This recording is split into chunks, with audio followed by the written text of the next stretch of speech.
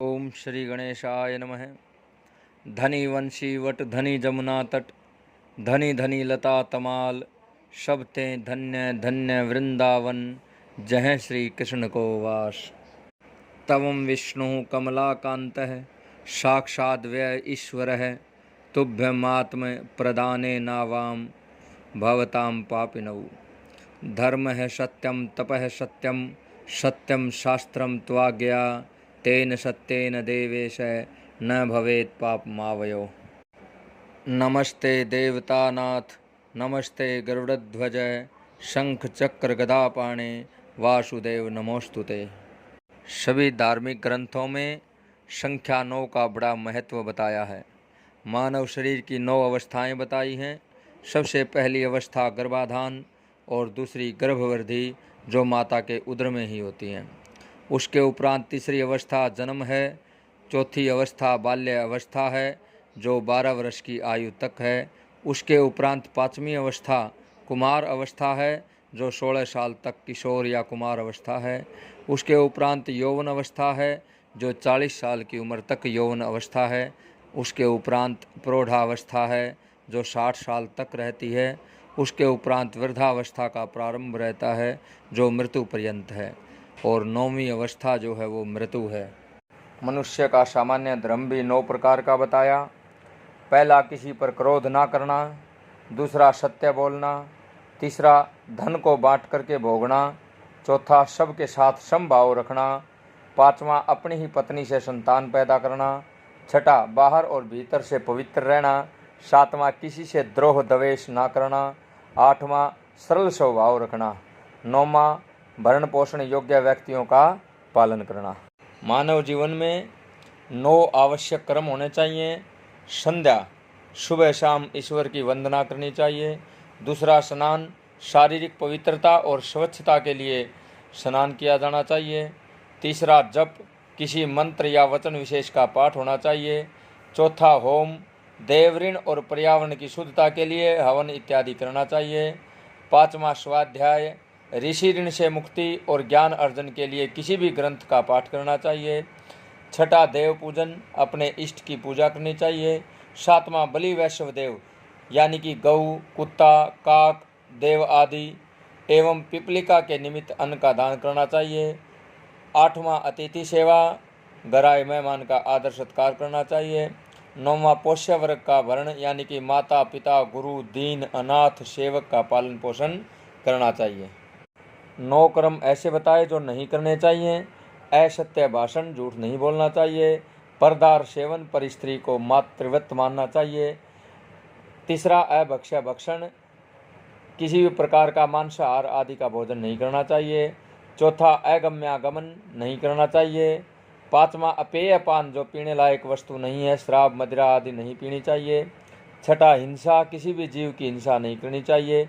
सातवां, चोरी नहीं करनी चाहिए। आठवां, वेद बाध्य कर्मों का आचरण यानी कि जो वेदों में जिनका को बाध्य बताया गया है, ऐसा आचरण नहीं करना चाहिए। नौवां, मैत्री धर्म का निर्वाह यानी कि मैत्री धर्म जो है उसका निर्वाह करना चाहिए। उसका निर्वाह न करने का कर्म नहीं करना चाहिए। अर्थात गुरु से कपट, मित्र से चोरी, या हो निर्धन या हो कोढ़ी।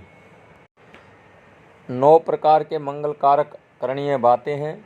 सौम्य मन होना चाहिए, सौम्य दृष्टि होनी चाहिए, सौम्य मुख होना चाहिए, सौम्य वचन होने चाहिए, उठ करके स्वागत करना चाहिए, कुशल क्षेम पूछनी चाहिए, प्रेम पूर्वक वार्तालाप करनी चाहिए और सेवा जरूर करनी चाहिए और जाते हुए को कुछ दूर तक छोड़ना चाहिए।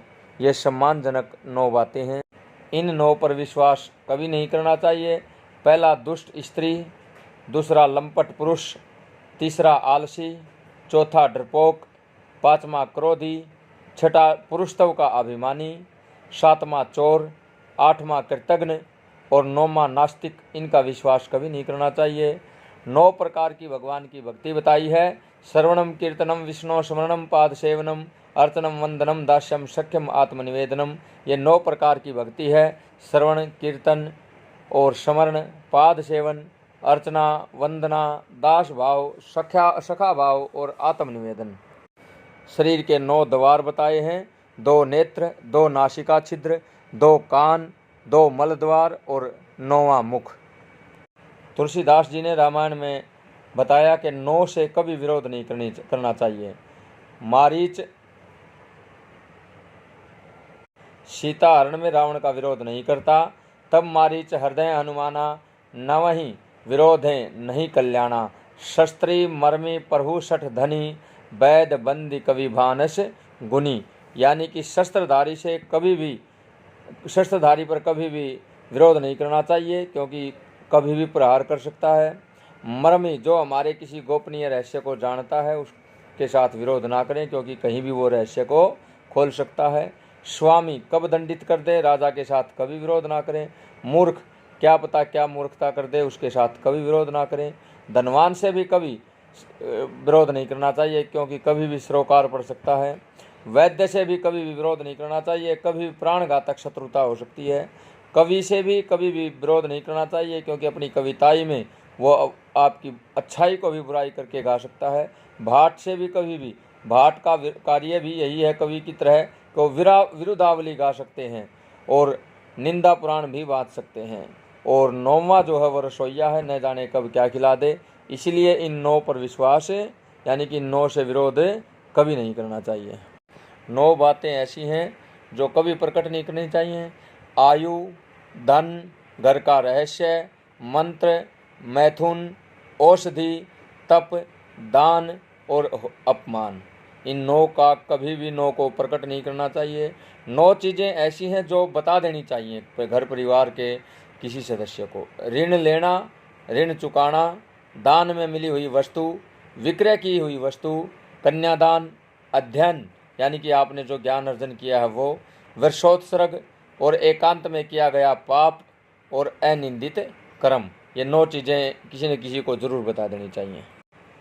एक शिष्य में 9 गुण होने चाहिए कि पहला गुण अभिमान से रहित हो, दूसरा अहित चिंतन न करने वाला हो, तीसरा कार्य में कुशल हो, चौथा गुरु प्रेमी हो, पांचवा ममता से रहित हो, छठा जल्दबाज न हो, सातवां परमार्थ ज्ञान का इच्छुक हो, आठवां परदोष निकालने वाला नहीं होना चाहिए और 9वां व्यर्थ की बात करने वाला नहीं होना चाहिए। अब है दान के लिए जो 9 उपयुक्त बताए हैं: माता, पिता, गुरु, मित्र, विनयी, उपकारी, दीन, अनाथ और साधु। जिसे जो दान के लिए अनुपयुक्त है वो धूर्त, बंदी, मूर्ख, अयोग्य, जुआरी, शठ, चटुकार, चारण और चोर। 9 वस्तुएं किसी को नहीं देनी चाहिए। चंदे की राशि, किसी तीर्थ स्थान की या किसी मंदिर आदि की धरोहर की राशि, पत्नी, पत्नी का धन, जमानत की संपत्ति, अमानत की वस्तु, संतान होने पर सभी वस्तुएं और जनता की संपत्ति। ये 9 चीज़ें किसी को नहीं देनी चाहिए। 9 मुख्य अपराध हैं: गुरु की अवज्ञा, साधु की निंदा, शिव व विष्णु में भेद, वेदों की निंदा, भगवान नाम की महिमा का अर्थवाद समझना यानी कि भगवान नाम को सिर्फ पैसे कमाने की वस्तु मानना, पाखंड, आलसी और नास्तिक को कभी उपदेश नहीं देना चाहिए, भगवान नाम में अनादर नहीं होना चाहिए, भगवान के नाम पर पाप नहीं होना चाहिए और भगवान का नाम कभी भूलना नहीं चाहिए।